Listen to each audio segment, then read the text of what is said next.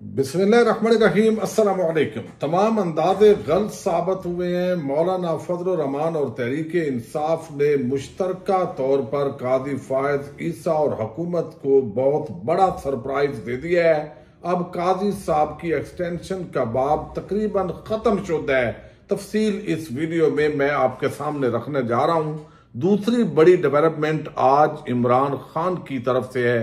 इमरान खान गुस्से में है और अब उन्होंने आज एक आम तहरीक इंसाफ के रहनुमा को फारग कर दिया है, उसकी जिम्मेदारी चेंज की है, लेकिन साथ ही कुछ लोगों को वार्निंग भी दी गई है। उस हवाले से भी आपको बताना है।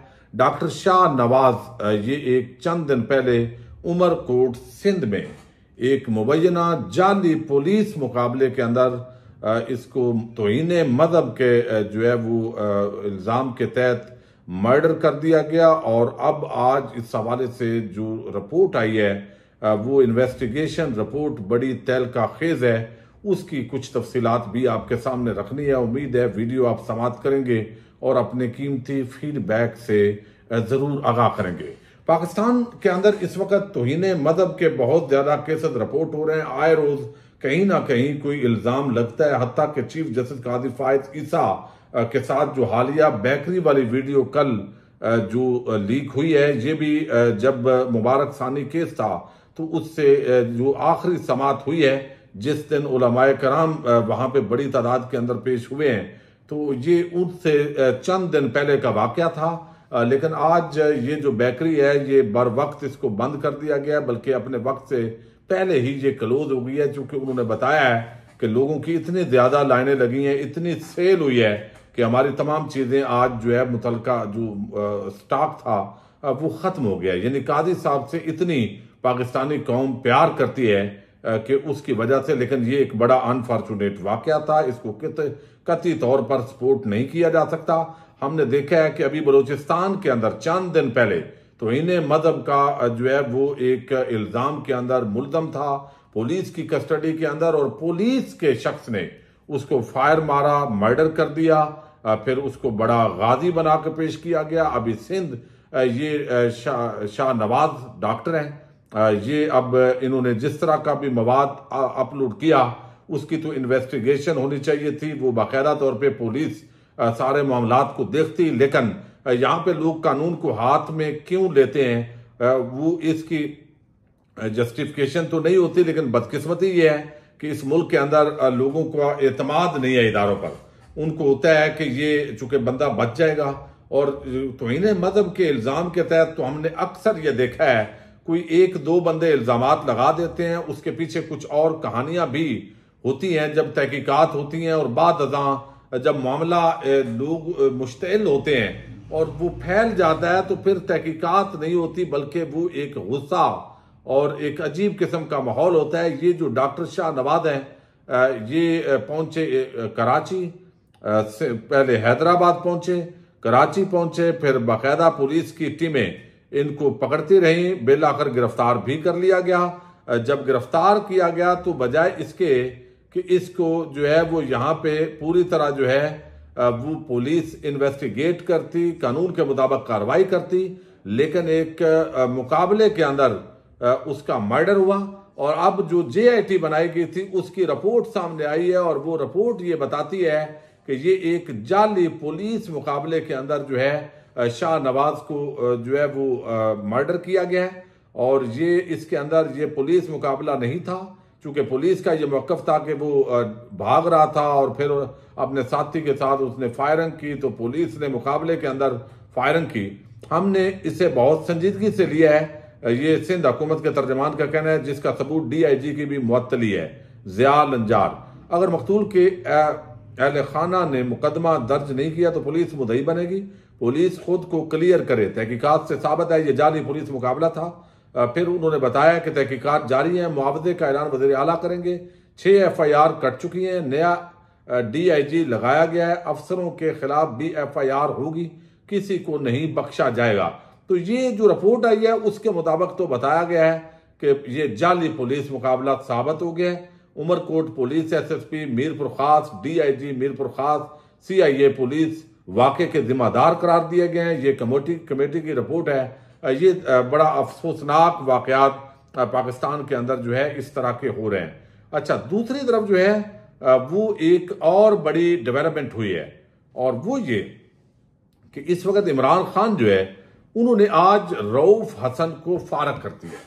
अब इसकी इतला तो कल से थी, मैंने वो बयान आपके सामने वीडियो में रखा था कि इमरान खान अडयाला जेल के अंदर बयान दे रहे हैं कि हमारे मुज़ाकरात के दरवाजे एस्टैब्लिशमेंट और सब के लिए बंद हो चुके हैं, चूंकि ये धोखा देते हैं, ये जो है वो राइट साइड दिखा के लेफ्ट साइड वाला ये काम करते हैं। तो ये सारी चीजें उन्होंने बयान की, लेकिन रऊफ हसन ने कहा जी हमारी तो पॉलिसी है, हम तो बिल्कुल इंगेज करना चाहते हैं, इंगेज होना चाहिए और सारी बातें। तो वो इमरान खान के जो बयान था वो उसका रद्द था।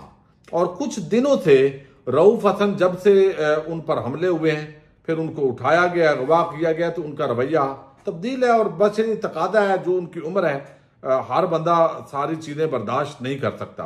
बहरहाल अब ये फैसला किया गया है, रऊफ हसन जो है उनको तहरीक इंसाफ के तर्जमान के ओहदे से हटा दिया गया है और साथ ही उनको थिंक टैंक जो है उसकी जिम्मेदारी दे गई है। और उन्होंने चूंकि कल अब उनकी जगह पे शेख वकास अकरम को सेक्रेटरी इतलात मुकर्रर कर दिया गया इमरान खान की तरफ से। आज इमरान खान ने बताया कि 1 साल उनको जेल के अंदर मुकम्मल हो चुका है। इनका ख्याल था टूट जाएगा, चक्की में नहीं रह सकेगा। 21 से 22 घंटे चक्की में रहता हूं। गर्मियों के दिनों में इतना पसीना आता था कि जो निकर में पहनता था वो भी गल गई। जेल अमले ने कहा खान साहब निकर बदल नहीं, ये फट जाएगी। उनको पता ही नहीं कि स्पोर्ट्समैन की ट्रेनिंग क्या होती है।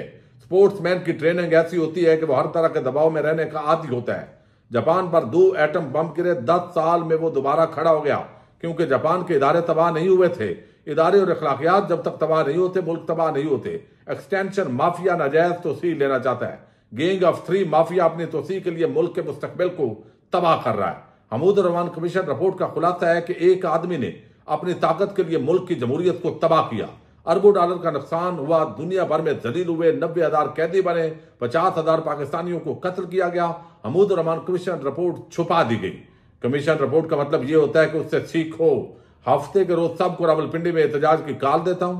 हम जलसे की इजाजत नहीं ले रहे, एहतजाज का ऐलान कर रहे हैं। तो लिहाजा ये उन्होंने बड़ा आम कार्ड खेला है कि भाई जलसे की ना इन्होंने इजाजत देनी है, ना हमें इजाजत मिल रही है, लिहाजा हम जलसा कर ही नहीं रहे, हम एहतजाज कर रहे हैं। तो एहतजाज की तो इजाजत नहीं होती। कादी फायद ईसा इनका एक खिलाड़ी है और सिकंदर सुल्तान दूसरा खिलाड़ी है। थर्ड एम्पायर इनका कप्तान है जो सारा कुछ कंट्रोल कर रहा है। तो गैंग ऑफ 3 और ये टर्मिनोलॉजी उन्होंने यूज की है और सारा बेकरी वाला मामला, ये सारी चीजें जो है उन्होंने खुलकर बयान की हैं। अच्छा, जो है वो दूसरी तरफ मलक रियाज का भी जिक्र हुआ है उसके अंदर, और उन्होंने कहा है कि ये जो रऊफ हसन है इसको गलतफहमी हुई है, ये हमारी बिल्कुल पॉलिसी खत्म हो गई है। एस्टैब्लिशमेंट के लोग राइट दिखाकर लेफ्ट मारते हैं। अली मीन गंडापुर को भी यही पैगाम है कि मुज़ाकरात बिल्कुल नहीं होंगे, जितना हम पीछे हटते हैं उतना ही हमें क्रच करते हैं। ये इदारे की नहीं, थर्ड एम्पायर की पॉलिसी है। तो ये वादे कर दिया, उनका इशारा शायद आर्मी चीफ की तरफ है। तो ये उन्होंने जो है वो सारा मामला किया है। तो अब कल जो है वो सुप्रीम कोर्ट ऑफ पाकिस्तान पहुंचने के उन्होंने हुक्म दिया हुआ है पार्टी को कि पहुंचे और भरपूर तरीके से एहतजाज होगा। लेकिन कल जो फजल रहमान की मुख्तलिफ सहाफियों से मुलाकात हुई और उस मुलाकात के अंदर जो गुफ्तगू की गई थी, उससे तो कुछ लोगों ने यह तासर लिया कि फजल रहमान जो है वो हुकूमत के साथ मिलकर आईनी तरामीम को सपोर्ट करने जा रहे हैं। लेकिन आज तहरीक इंसाफ का एक वफद सलमान अकरम राजा और साहबजादा हामिद रजा, उनकी मुलाकात हुई है और ये मुलाकात बड़ी आम है। जो अंदरूनी कहानी सामने आई है उससे यह जाहिर होता है कि कादी साहब को कंधा देने से फजल रहमान ने इनकार कर दिया है।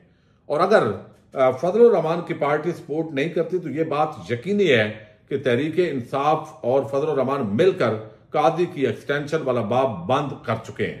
लेकिन उसके अंदर एक अब मामला है और वो है 63A।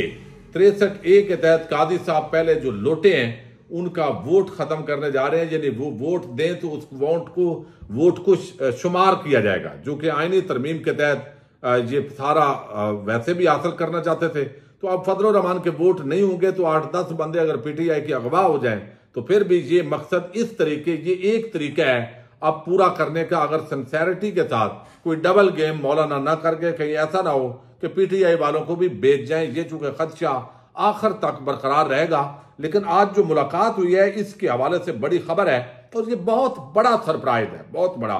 मौलाना फजलुर रहमान से पीटीआई के सीनियर रहनुमा जो मुलाकात हुई है उसके अंदर जराए ने बताया है कि पीटीआई के रहनुमा मारूफ कानूनदान सलमान अकरम राजा और सेनेटर कामरान मुर्तदा मिलकर आईनी तरमीम का मुसवदा तैयार करेंगे। फजलुर रहमान से सलमान अकरम राजा और इस जो मुलाकात हुई है उसमें सेनेटर कामरान मुर्तदा भी मौजूद थे। जराये के मुताबिक आईनी अदालत के मामले पर मौलाना फजलुर रहमान और पीटीआई वफद के दरमियान तफसीली गुफ्तगू हुई है। पीटीआई के वफद ने मौलाना फजलुर रहमान को कहा है कि मौजूदा सूरत हाल में आईनी अदालत का मकसद बदनियती पर मबनी है और हुकूमत चाहती है कि आईनी अदालत के जरिए पीटीआई को क्रैश किया जाए। फजलुर रहमान ने पीटीआई के वफद को यकीन दहानी करवाई है कि इस मामले पर हम अपना कंधा इस्तेमाल नहीं होने देंगे। पीटीआई के वफद ने फजलुर रहमान को कहा है कि अगर आप आईनी अदालत की तश्कील के लिए रजामंद है तो यह तरमीम 2 माह बाद भी की जा सकती है।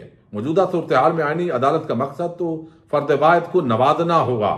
मौलाना फजलुर रहमान ने पीटीआई के वफद को यकीन दहानी कराई है कि अपोजिशन का जो भी फैसला होगा मुत्तफिका होगा और इसी किस्म की आईनी तरमीम की हमायत किसी किस्म की आईनी तरमीम की हमायत नहीं की जाएगी जिसके पीछे मकासद कुछ और हो। तो ये एक बहुत बड़ी डेवलपमेंट है। अगर तो वाकयातन वो कंधा फराम नहीं करते मौलाना तो अब एक ही जो मामला है वो रह जाता है 63A के तहत लोटे जो है वो डिस्क्वालीफाई होते हैं, उनका वोट भी शुमार नहीं होता। ये सुप्रीम कोर्ट ऑफ पाकिस्तान ने फैसला दिया था।